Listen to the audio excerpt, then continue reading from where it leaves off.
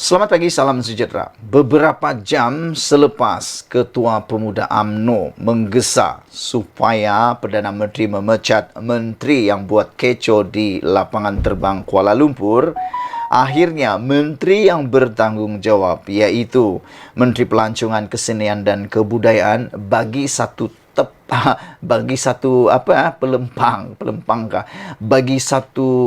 tapak tangan ke muka sendirilah macam tu. Apabila menteri tersebut iaitu Tiong King Sing mengatakan bahawa jangan merepek. Menteri tegur Ketua Pemuda UMNO, yang mana Ketua Pemuda UMNO tersebut iaitu Dr. Muhammad Akmal Saleh yang menuntut supaya Datuk Seri Anwar Ibrahim mengambil tindakan termasuk memecat menteri ini, yang mana dia kata Dr. Muhammad Akmal mengatakan tiada siapa boleh mengatasi undang-undang walaupun siapa dan apa sekalipun jawatan mereka.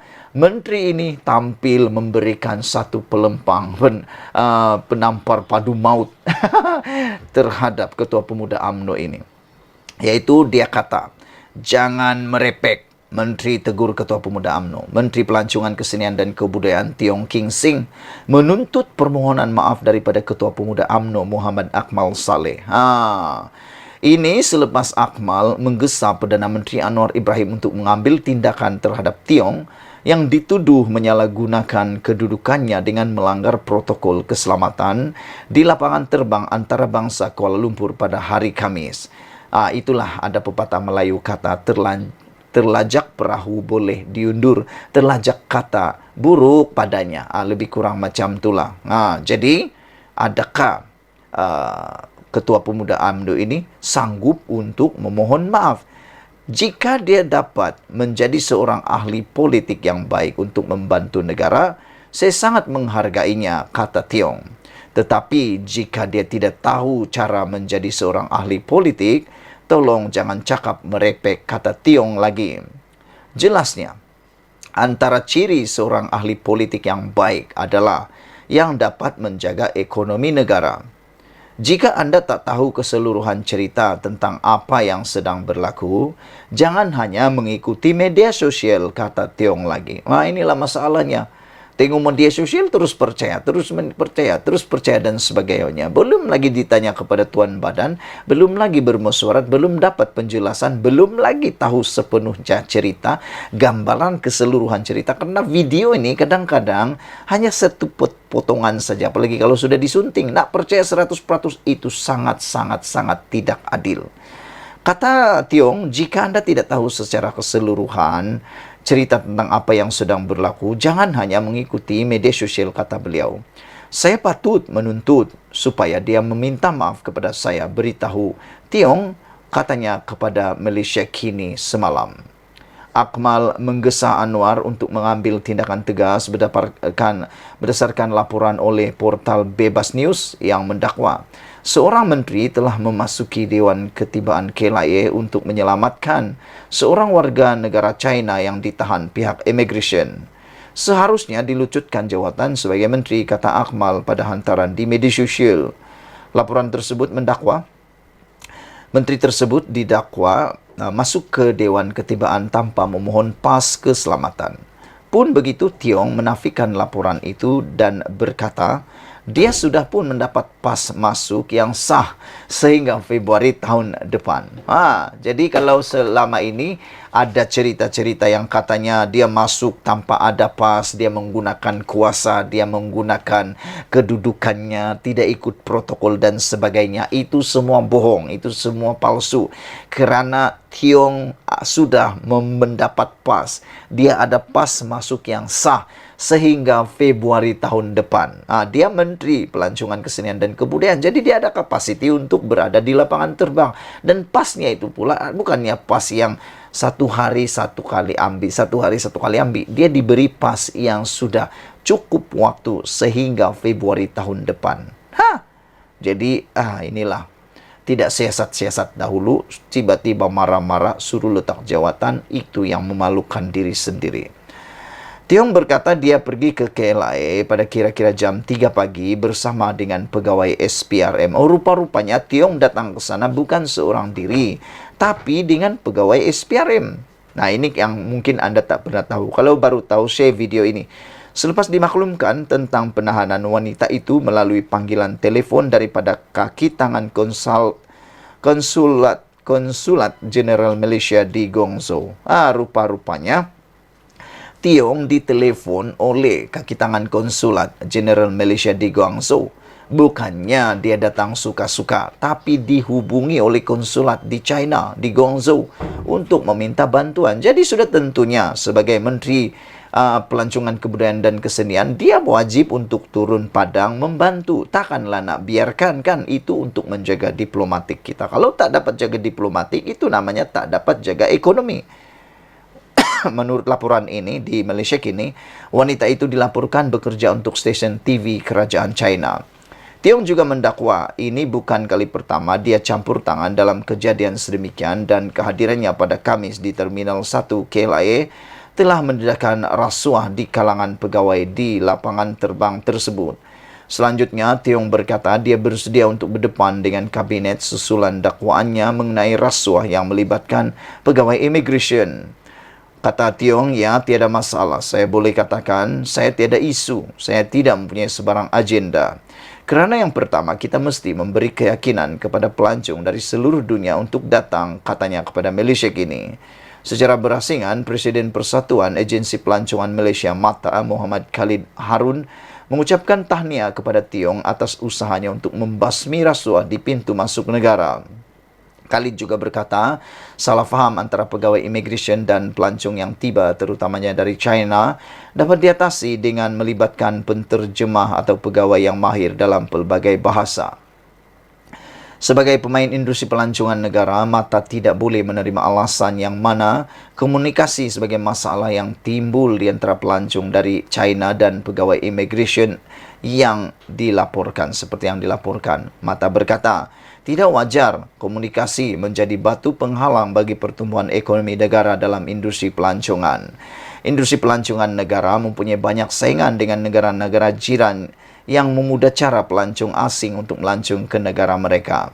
Jika ini masih tidak dapat diatasi, MATA percaya pelancong akan lari ke negara lain dan ini sudah tentu merugikan pendapatan negara dan pemain industri pelancongan negara yang baru keluar dari kemelut wabak COVID-19, kata beliau lagi. Nah, sesuailah seperti yang dikatakan oleh menteri ini apabila beliau kata, jika dia merujuk kepada Ketua Pemuda UMNO ini, jika dia dapat menjadi seorang ahli politik yang baik dan dapat membantu negara, saya sangat menghargainya, kata beliau lagi. Tapi jika dia tidak tahu cara menjadi seorang ahli politik, tolong jangan cakap merepek, kata beliau lagi. Jelasnya, antara ciri seorang ahli politik yang baik adalah yang dapat menjaga ekonomi negara. Sekian dulu untuk kali ini. Jangan lupa tinggalkan komen Anda, tekan butang subscribe. Malaysia kita punya, kita juga sama-sama cintai Malaysiaku. Bye-bye. Selamat pagi, salam sejahtera. Terima kasih kerana bersama dengan saya di Nazilin Unity Channel. Beberapa jam selepas kecoh dalam insiden di KLIA yang melibatkan seorang menteri, yaitu Menteri Kebudayaan, Kesenian dan Pelancongan Malaysia, akhirnya ini yang berlaku yang amat menyedihkan saya secara pribadi. Manakan tidak saya bersedih kalau tiba-tiba Ketua Pemuda UMNO pula menggesa supaya Perdana Menteri kita memecat menteri yang buat kecoh di KLIA. Gesaan seperti ini kadang-kadang saya fikir terlalu tergesa-gesa. Selain daripada itu, Barisan Nasional dan UMNO ini khususnya adalah geng. Kita boleh cakap geng, satu kapal, satu tempat yang sama dalam kerajaan perpaduan. Tidak bolehkah Ketua Pemuda UMNO ini untuk menyiasat terlebih dahulu sedalam-dalamnya isu kekecewaan itu sebelum mengeluarkan kenyataan yang begini? Kerana tindakan beliau begitu cepatnya menggesa Perdana Menteri memecat menteri yang buat kecoh di KLIA ini adalah satu tindakan yang pada pendapat saya tidaklah beretika. Cara yang beretika sebenarnya jangan buat dalam media sosial. Ianya harus melalui cara yang tepat, cara yang betul. Jangan terus suruh pecat. Nanti pastilah sekarang ini sudah diguna oleh musuh politik, khususnya menjelang PRN 6 luar negeri ini, sudah diguna satu senjata politik untuk menyerang kerajaan perpaduan. Kerana sikap tergesa-gesa, terburu-buru menggesa Perdana Menteri ini memecat menteri yang buat kecoh di KLIA. Dan akhirnya apa yang berlaku? Akhirnya memalukan diri sendiri kerana rupa-rupanya apa yang berlaku di KLIA itu jauh lebih besar pendedahannya. Walau bagaimanapun, Ketua Pemuda UMNO yang dinyatakan ini ialah Dr. Muhammad Akmal Saleh, yang mana beliau kata Perdana Menteri harus mengambil tindakan tegas, termasuk melucutkan jawatan seorang menteri yang didakwa membuat kecoh di lapangan terbang KLIA itu. Ketua Pemuda UMNO Dr. Muhammad Akmal Saleh berkata, ini kerana tiada siapapun boleh mengatasi undang-undang, walaupun siapa dan apa sekalipun jawatan mereka, kata beliau. Namun, telah dijawab oleh Menteri Pelancongan Kesenian dan Kebudayaan ini semalam. Menurut menteri tersebut, beliau ada di sana dengan pas yang telah diberikan sehingga satu tempoh yang masih lama lagi. Kalau ada cakap tiada pas, jawapannya sudah ada. Ada pas. Menteri itu ada pas kerana dia adalah menteri yang berkapasiti di KLIA. Perkara yang kedua ialah kerana salah faham atau miscommunication, tidak faham antara pegawai immigration dengan pegawai yang berlaku di KLIA itu dengan pelancong tersebut. Selain daripada itu, ada lagi kes yang lebih besar, yaitu menteri tersebut mendedahkan bahawa ada berlaku rasuah di tempat tersebut.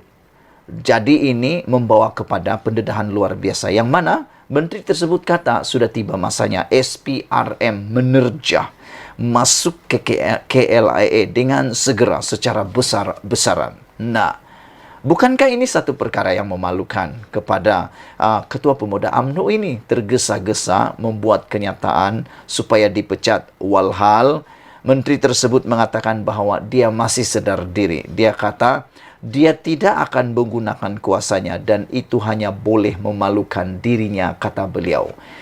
Dan dalam kenyataan yang terkini, beliau berkata bahawa beliau tidak akan sekali-kali menggunakan kuasa ataupun menyalahgunakan kuasa kerana dia tahu batas kerja beliau, katanya. Selain itu, dia juga mendedahkan bahawa sudah lama dia mencadangkan untuk menggunakan penterjemah di pintu masuk negara, khususnya di lapangan terbang, untuk mengelakkan tidak faham atau salah faham kena masalah komunikasi dan perbezaan bahasa. Dan inilah yang harus diketahui oleh Ketua Pemuda UMNO ini. Dan yang saya tertarik apabila Menteri Pelancongan Kebudayaan dan Kesenian itu berkata bahawa Ketua Pemuda UMNO ini boleh harus memohon maaf, kata beliau. Tetapi saya belum nampak lagi Menteri tersebut memohon supaya Ketua Pemuda UMNO memohon maaf.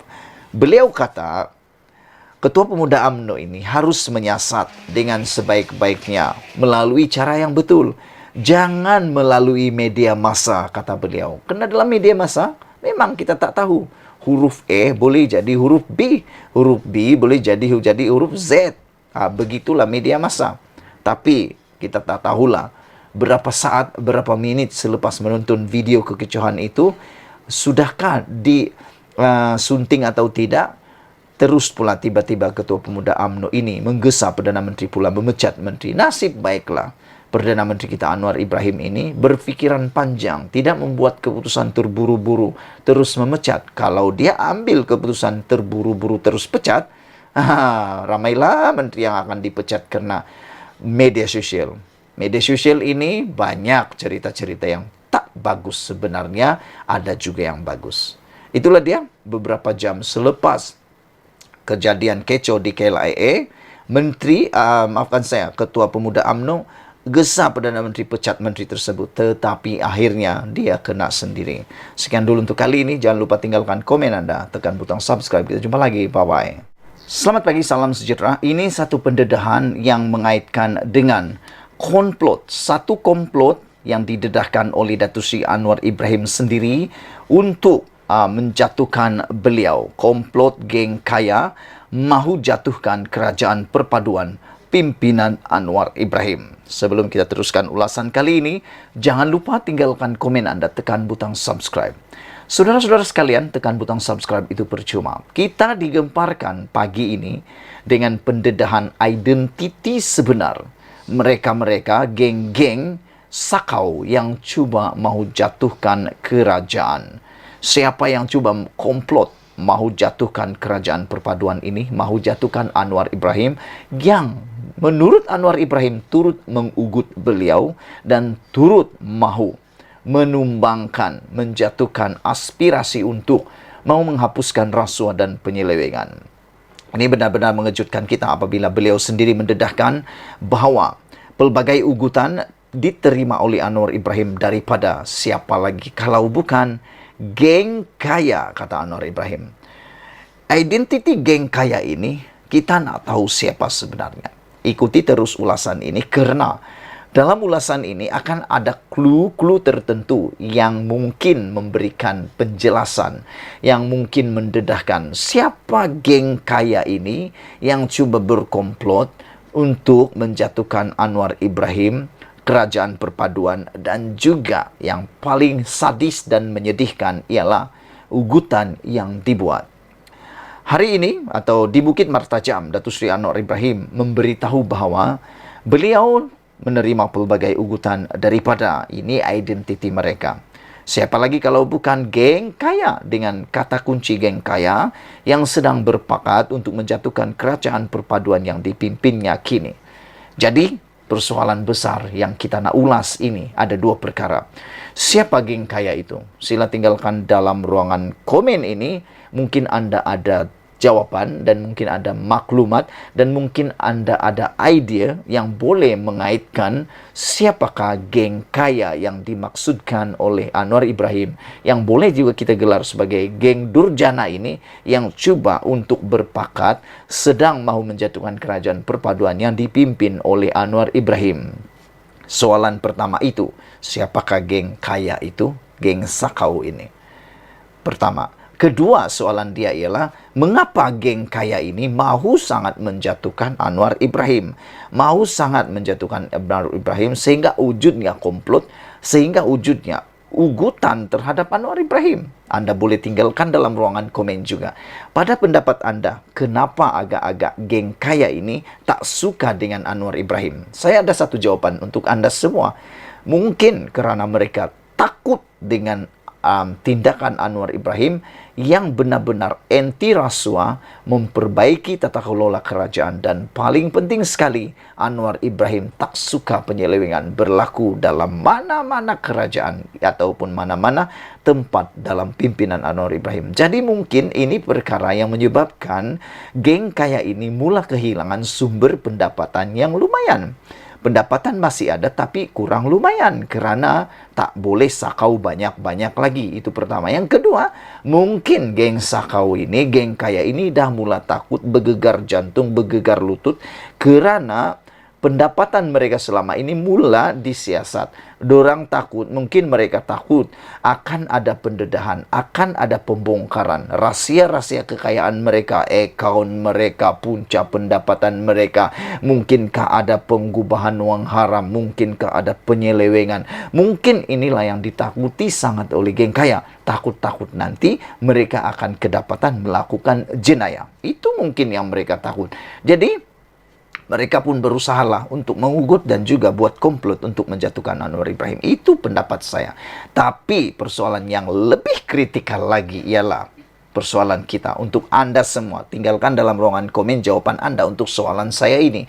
Yaitu, kalau Anwar Ibrahim tumbang, siapa yang akan dilantik menjadi Perdana Menteri? Kerajaan siapakah yang disukai oleh geng kaya ini? Itu persoalan dia. Siapa yang geng kaya suka? Kalau Anwar Ibrahim tak disukai oleh geng kaya ini, kalau geng kaya ini tak suka kepimpinan Anwar Ibrahim, kerajaan perpaduan yang ada sekarang ini, soalannya ialah, siapa yang disukai oleh geng kaya ini?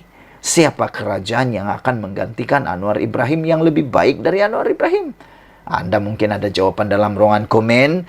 Mungkinkah geng-geng kaya ini suka kalau ada kepimpinan dalam negara ini yang boleh dikatakan sebagai boneka? Barulah mereka tak nak ugut, tak nak jatuhkan, tak nak berkomplot jatuhkan. Mungkin itu sebabnya mereka suka sangat mengganggu pentadbiran Anwar Ibrahim.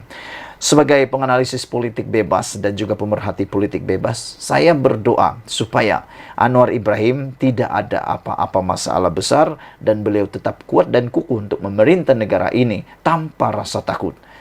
Anwar Ibrahim tanpa mendedahkan secara terperinci siapa dimaksudkan dengan geng kaya itu, Perdana Menteri berkata, beliau bagaimanapun tidak terkesan dengan ugutan itu dan akan terus lawan untuk mempertahankan prinsipnya demi rakyat. Kata Anwar Ibrahim, sepanjang 7 bulan mentadbir, beliau juga tidak menggunakan apa-apa kelebihan untuk memberi kekayaan kepada isteri dan anak-anaknya. Kata beliau, Anwar Ibrahim kata, saya lalui liku-liku hidup susah dan orang permatang pun juga faham. Ketika ini, hutang negara cecah 1,5 triliun menjadikan keadaan susah, kata beliau. Jadi, kita perlu bersihkan negara ini daripada kerja-kerja rasuah yang menyebabkan pelbagai ugutan. Saya terima daripada geng-geng kaya yang sedang berpakat dengan menggunakan agenda hidup Melayu, kata beliau. Ini adalah clue beliau. Mungkin Anda sudah mulai dapat mengagak apabila Anwar Ibrahim kata geng kaya raya, geng-geng kaya yang sedang berpakat menggunakan agenda hidup Melayu ini. Anda sudah mulai meneka siapakah geng kaya, siapakah identiti geng kaya itu apabila Anwar Ibrahim memberikan clue. Clue seperti itu. Saya tiada masalah pakatan geng kaya yang mana saya ini lawan tetap lawan untuk mempertahankan prinsip ini, kata beliau. Terdahulu Anwar turut menunaikan solat Jumaat bersama jemaah masjid berkenan sebelum meninggalkan masjid. Pada itu Anwar berkata beliau juga tidak mempunyai sebarang dendam terhadap mana-mana individu, khususnya pemimpin kerajaan terdahulu seperti mana yang didakwa. Orang kata Anwar ini tak ada kerja lain, cari pasar rasuah sebab nak belas dendam. Inilah masalahnya. Bila ada siasatan terhadap seseorang yang mengaitkan rasuah, dikaitkanlah pula dendam. Jadi takkan nak biarkan kalau terkesan ada rasuah, takkan nak biarkan gara-gara takut dituduh berdendam. Saya fikir itu adalah tindakan yang amat salah dan jijik. Sangat sesuailah Anwar Ibrahim meneruskan anti rasuah tersebut. Jangan peduli apa orang kata. Yang kita peduli ialah kesejahteraan negara ini. Kata Anwar Ibrahim, saya tak dendam. Siapa yang disoal siasat oleh SPRM, dia yang jawab dan jelaskan, serta bukan saya yang arahkan, kata Anwar Ibrahim. Ini setiap kali ada kes rasuah, kata Anwar, yang arahkan, sedangkan Perdana Menteri ada banyak kerja lain perlu dibuat, kata beliau lagi. Itu dia. Anwar kata, setiap kali ada kes, Anwar yang dituduh yang mengarahkan kononnya. Tapi Anwar kata, saya banyak kerja lain lagi lah selain arah itu, kata Anwar Ibrahim. Apa pendapat kamu semua? Anwar turut meminta rakyat membuat penilaian dengan adil walaupun mendengar berbagai cakap-cakap luar yang terus berfitnah terhadap pentadbirannya. Tegas Anwar Ibrahim, rakyat juga harus tahu membezakan antara fitnah dan serangan politik yang kerajaan ketika ini sedang giat memulihkan keadaan negara yang rosak teruk. Boleh kritik, bukan semua saya buat betul. Ada kalanya ada kelemahan yang saya tak tahu. Tetapi cerca dan fitnah memang tak boleh. Tak kira dia pakai kopiah, ketayap dan kot, kata Anwar lagi. Apa pendapat kamu? Sekian dulu untuk kali ini. Jangan lupa tinggalkan komen Anda, tekan butang subscribe. Kita jumpa lagi. Bye-bye. Selamat pagi, salam sejahtera. Satu lagi pembongkaran. Kabar angin yang pastinya mencungkil hati Muhyiddin Yassin. Membuatkan hatinya gundah gulana. Membuatkan hatinya tak boleh tidur malam. Boleh tidur ke malam. Saudara-saudara sekalian, di Malaysia ini, jangankan kabar benar, kabar angin pun boleh jadi benar. Ada satu kabar angin mengatakan bahawa berlaku pergolakan di dalam Parti Bersatu. Baru-baru ini ada tular berita angin kabar bahwa berlaku pergolakan dalam Parti Bersatu berkaitan dengan penerimaan akar umbi terhadap Khairi Jamaluddin apabila ditawarkan jawatan besar dalam Parti Bersatu. Ada akar umbi bersatu yang terima, ada akar umbi bersatu yang tak setuju, ada pemimpin Parti Bersatu yang setuju, tetapi ada juga yang tak bersetuju. Hari ini pula kabar angin bergolak lagi apabila diberitakan, dilaporkan sayap Bersekutu Bersatu bergolak. Ini persoalan besar yang hanya mungkin boleh dijawab oleh Muhyiddin Yassin. Kalau sebelum ini Muhyiddin kata Perikatan Nasional adalah parti gabungan yang paling stabil. Perikatan Nasional adalah parti yang tidak ada masalah dalaman langsung. Ada pepatah Melayu kata, sedangkan lidah boleh tergigit, ini kan pola suami istri. Sedangkan suami istri pun boleh tergigit, apakan pula parti politik. Begitulah pepatah Melayu kan, sedangkan lidah tergigit, apakan pula suami istri, dia bilang. Jadi, apabila Muhyiddin Yassin kata, Perikatan Nasional adalah gabungan yang tidak ada masalah langsung, tiada persengketaan, dan apa dicakap hampir sempurna, mungkin itu adalah kabar yang boleh kita persoalkan apabila satu berita laporan ini kita terima, sayap Bersekutu Bersatu bergolak, itu persoalan. Sayap Bersekutu Bersatu dikatakan sedang bergolak selepas sekurang-kurangnya 3 pemimpin penajanya dipecat serta-merta. Rupa-rupanya ada juga berlaku yang kita tak tahu. Kita pun tidak tahu. Saya secara jujur baru tahu hari ini dengan membacakan pendedahan ataupun laporan berita ini. Apabila sekurang-kurangnya 3 pemimpin penaja Bersekutu Bersatu dipecat serta-merta. Apa sebab mereka dipecat ya? Menjelang PRN lagi nih. Sayap Bersekutu Bersatu dikatakan sedang bergolak selepas sekurang-kurangnya 3 pemimpin penajanya dipecat serta-merta. Ini di tengah-tengah persiapan menghadapi pilihan raya PRN akan datang. Penolong Setiausaha Sayap Bersekutu Bersatu Dr. Richard Ng memaklumkan perkara tersebut melalui satu surat bertarik 16 Jun 2023. Katanya, dia mendapat arahan bahwa pelantikan ahli jawatan kuasa penaja Sayap Bersekutu Bersatu Kebangsaan yang sedia ada telah ditamatkan berkuat kuasa serta-merta. Satu jawatan kuasa penaja yang baru sedang dalam proses pelantikan, kata beliau. Sehubungan dengan itu, pemimpin yang dipecat diminta untuk tidak menggunakan jawatan yang lama dalam sebarang surat mesurat dan komunikasi dengan masyarakat, kata Ng dalam surat tersebut. Namun, surat itu tidak menjelaskan siapa yang memberikan arahan pemecatan tersebut. Surat itu juga tidak menyebut nama pemimpin yang dipecat. Jom kita cuba rungkai. Siapakah pemimpin yang memberikan arahan untuk pemecatan tersebut? Coba teka. Agak-agak siapa? Dalam Parti Bersatu, pemimpinnya yang paling besar ialah Presiden. Presidennya ialah Muhyiddin Yassin. Tapi dalam ketua blok pembangkang, ketuanya ialah Hamzah Zainuddin yang juga merangkap Setiausaha Agung Bersatu. Dalam gerak kerja, biasanya Setiausaha yang akan membuat kerja-kerja surat menyurat. Tapi dalam arahan dan keputusan, biasanya Presidenlah yang akan membuat. Namun demikian, kita pun tak pasti siapa orangnya. Tapi mungkin Anda ada clue dan jawabannya.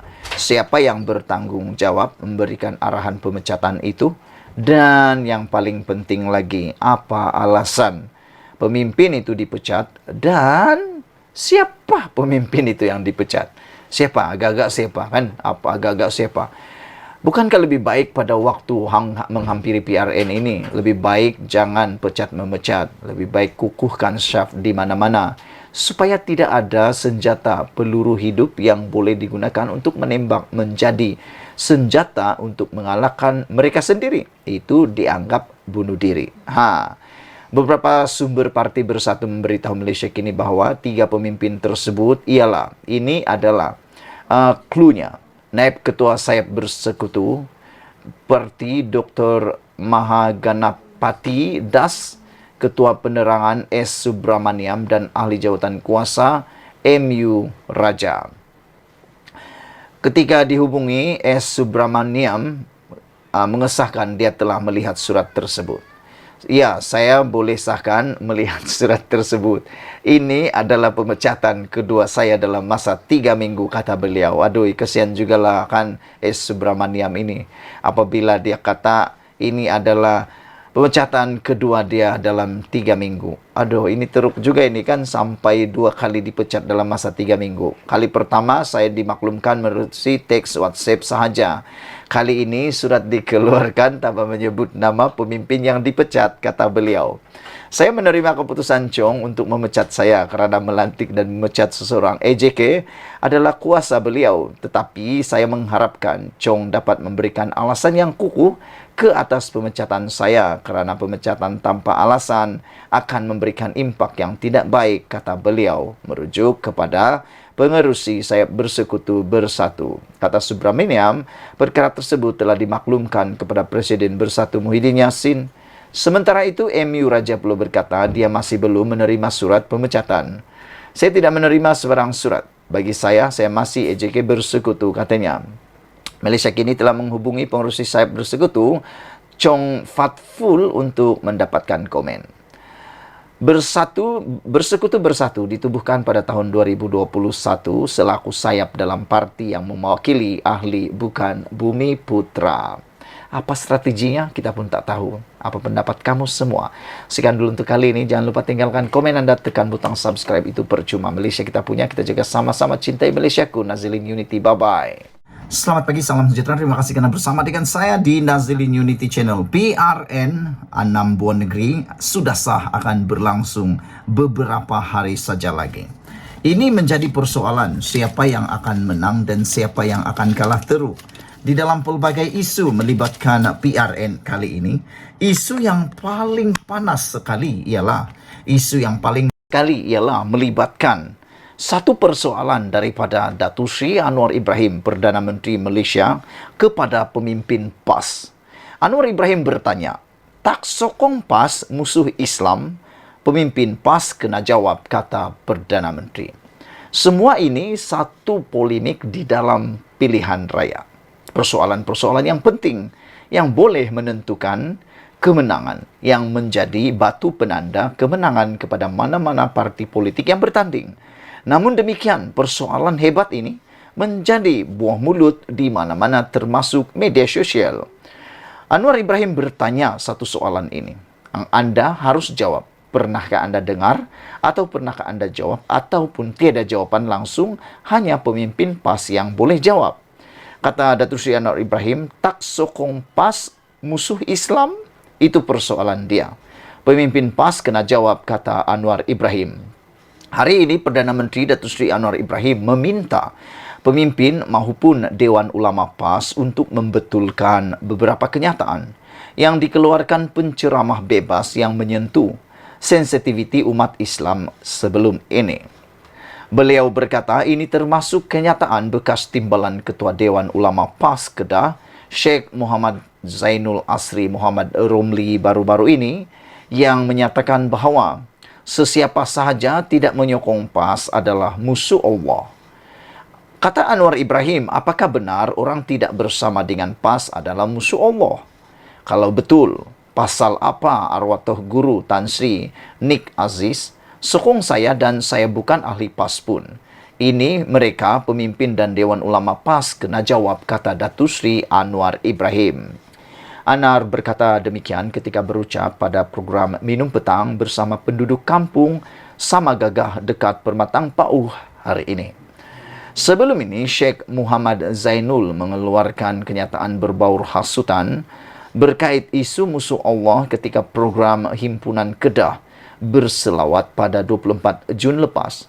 Namun, beliau telah memohon maaf serta mengakui kesilapan mengungkap kalimah berkenan.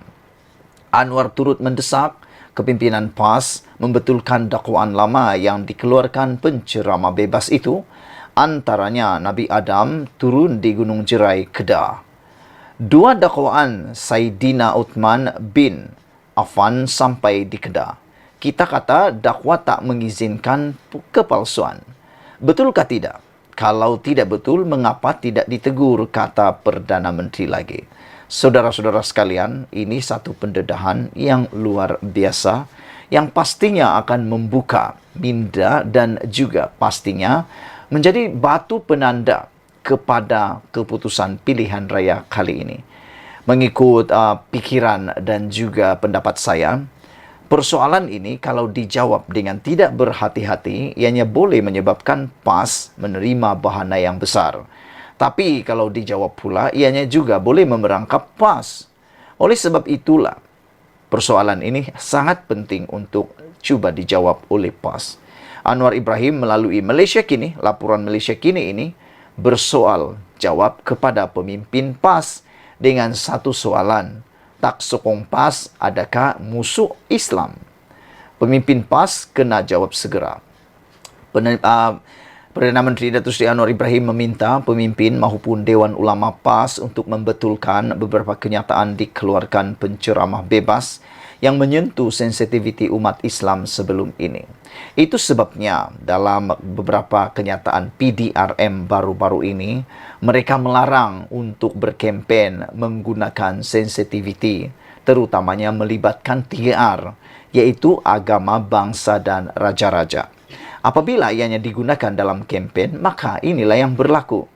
Beberapa perkara yang tidak elok dan sensitif menyebabkan perpecahan dalam negara ini. Anwar berkata ini termasuk kenyataan bekas Timbalan Ketua Dewan Ulama PAS Kedah Sheikh Muhammad Zainul Asri Muhammad Romli baru-baru ini yang menyatakan bahawa sesiapa sahaja tidak menyokong PAS adalah musuh Allah. Apakah benar orang tidak bersama dengan PAS adalah musuh Allah, kata Anwar lagi. Kalau betul, kata Anwar, pasal apa arwah Tok Guru Tan Sri Nik Aziz menyokong beliau dan beliau pula bukan ahli PAS? Ini pemimpin atau Dewan Ulama PAS kena jawab, kata Anwar Ibrahim. Saudara-saudara sekalian, sebelum ini Sheikh Muhammad Zainul telah pun mengeluarkan satu kenyataan berbau hasutan berkait isu musuh Allah ketika program Himpunan Kedah Berselawat pada 24 Jun lepas, namun beliau telah memohon maaf serta mengakui kesilapan mengungkap kalimah berkenan. Anwar turut mendesak kepimpinan PAS membetulkan dakwaan lama yang dikeluarkan penceramah bebas itu, antaranya Nabi Adam turun di Gunung Jerai, Kedah. 2. Dakwaan Saidina Uthman bin Affan sampai di Kedah. Kita kata dakwah tapi mengizinkan kepalsuan. Betulkah tidak? Kalau tidak betul, mengapa tidak ditegur, kata Anwar Ibrahim. Ini persoalan yang amat besar yang perlu dijawab disegera oleh para pemimpin PAS. Itu saranan Datuk Seri Anwar Ibrahim. Sekian dulu untuk kali ini. Jangan lupa ikuti terus ulasan dan pendedahan selepas ini. Selamat malam, salam sejahtera. Terima kasih kerana bersama dengan saya di Nazilin Unity Channel. Wah, ini satu pendedahan rasuah yang berlaku di KLIA. Menteri Pelancongan dan Kebudayaan dan Kesenian Malaysia, Tiong King Sing, mendedahkan bahawa ada satu budaya yang memalukan berlaku di KLIA. Beliau mengatakan sudah waktunya mungkin SPRM perlu menyerbu ataupun menyergah KLIA untuk menyiasat apa yang berlaku di pintu masuk utama negara ini, kata beliau lagi. Beliau mengatakan bahawa, kata Tiong, dia akan menyarankan semua maklumat berkaitan kepada SPRM supaya siasatan dapat dijalankan. Seterusnya dapat memulihkan imej Malaysia terutamanya di pintu masuk negara. Kata Tiong lagi, pendedahan yang paling mengejutkan kita ialah ada pegawai immigration yang meminta wang diberikan sekiranya pelancong asing yang ditahan mahu dilepaskan, kata Tiong King Sing. Ini bukan pendedahan yang biasa-biasa. Ini satu pendedahan yang luar biasa. Ini satu pendedahan yang paling mengejutkan kita dan paling memalukan kita. Kata Tiong King Sing, saya diberitahu ada pegawai immigration yang meminta wang diberikan sekira pelancong asing yang ditahan mau dilepaskan. Yang mengejutkan lagi, dia memberikan nilai uang yang tepat. Tiong mengatakan ada yang minta sehingga RM3.000 untuk dikeluarkan dari tahanan termasuk tiket penerbangan pulang ke negara asing. Berita ini dipetik daripada Malaysia Kini. Saudara-saudara, menurut Tiong lagi, tambahan RM3.000 pula diminta jika mahu pulang ke negara asal dengan kadar segera menerusi laluan khas. Manakala RM12.000 untuk kos memproses visa. Bayangkan, ini jumlah yang paling besar dan melampau pernah saya baca. Kalau ini benar, bayangkan 3.000 campur 3.000, 6.000 campur 12.000, dia akan jadi 18.000 untuk seorang pelancong. Ini bukan melancong namanya, ini namanya diseksa. Asalnya mahu melancong menikmati keindahan negara Malaysia, tapi akhirnya merana durjana pula yang diterima.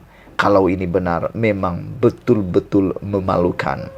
Tiong Keng Sim dalam pendedahannya berkata, dalam kekecohan di KLIA yang dilaporkan berlaku ini, beliau berkata malah wanita yang ditahan tersebut juga tidak diberikan makanan yang sewajarnya ketika ditahan, dan ini jelas melanggar undang-undang, kata beliau. Beliau difahamkan wanita tersebut diberi makan hanya sekali sahaja dalam tempoh 15 jam sepanjang ditahan, katanya.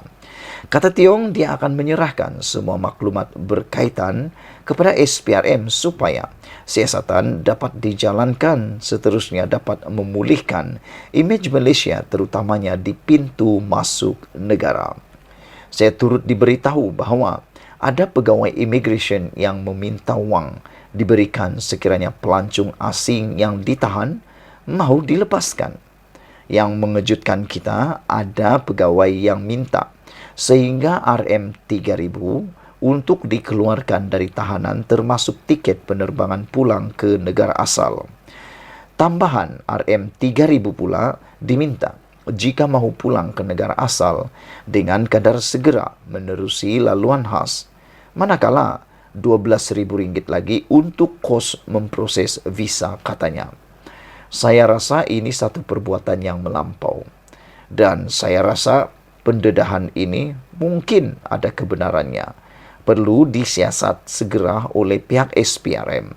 Seperti mana yang ditegaskan oleh Tiong Keng Sim, Menteri Kebudayaan, Kesenian dan Pelancongan ini, dia sudah merasakan bahawa sudah tiba masanya pasukan SPRM masuk ke KLIA 1 secara besar-besaran untuk menyiasat apa yang berlaku di pintu masuk utama negara kita. Jangan sampai sudah nasi menjadi bubur, barulah kita bertindak. Jangan sampai nama kita sudah kotor di negara luar, baru kita bertindak. Kata Tiong Keng Sim juga, saya juga mendapat maklumat bahawa adanya pegawai yang mengubah akta yang termaktub dalam perundangan mereka sesuka hati ketika di lapangan. Wow, ini satu pendedahan yang luar biasa apabila Menteri Kebudayaan, Pelancongan, Kesenian dan Kebudayaan ini menyatakan, mengakui, membongkar bahawa ada wujud rasuah di KLIA. Tiong Keng Sim katakan, kehadiran saya di KLIA membongkar rasuah. Wah, apa pendapat kamu semua? Kalau anda suka dengan pendedahan malam ini, sila share video ini, tinggalkan komen anda. Malaysia kita punya, kita juga sama-sama cintai Malaysiaku. Bye-bye. Selamat malam, salam sejahtera. Terima kasih karena bersama dengan saya di Nazilin Unity Channel. Sekarang ini isu paling hangat di media sosial ialah berkenan seorang menteri kononnya menimbulkan kekecohan di lapangan terbang KLIA. Akhirnya menteri yang bertanggung jawab tampil menyatakan kepada kita semua persoalan itu. Sebelum ini ianya seperti tidak berani didedahkan siapa menteri tersebut. Namun akhirnya menteri yang berani ini muncul menyatakan apa sebab beliau datang di KLIA dan siapa orangnya. Ikuti terus ulasan ini dan anda harus dengar apa yang dinyatakan oleh menteri itu sendiri. Jangan dengar daripada orang yang hanya memutar belit cerita. Rupa-rupanya menteri yang dikatakan membuat kecoh itu sebenarnya telah pun membongkar rasuah di KLIA. Kita bersyukur sebab menteri yang datang itu, yang dikatakan menimbulkan kecoh itu, telah pun membongkar rahasia, membongkar rasuah di KLIA. Rupa-rupanya, kalau ikut apa yang diceritakan oleh menteri ini, rupa-rupanya di KLIA wujud rasuah. Adakah Anda tahu? Saya tak tahu, baru juga tahu. Dan menteri ini ialah Menteri Pelancongan Kesenian dan Kebudayaan.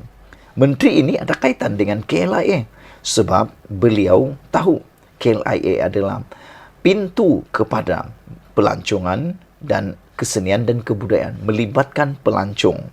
Jadi itu sebabnya kita sangat-sangat bersyukur kerana menteri ini walaupun menimbulkan kekecohan, tetapi telah pun membongkar rasuah yang jijik berlaku di KLIA.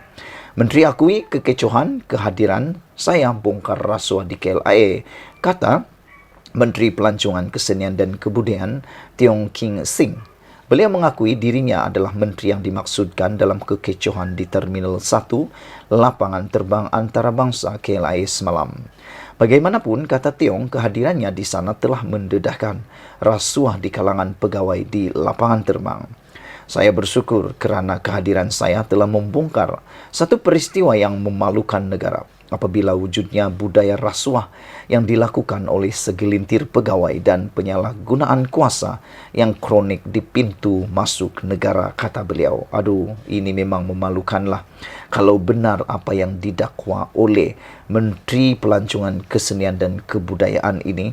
Memang betul-betul memalukan negara apabila wujudnya budaya rasuah yang dilakukan oleh segelintir pegawai dan penyalahgunaan kuasa yang kronik di pintu masuk negara, kata beliau.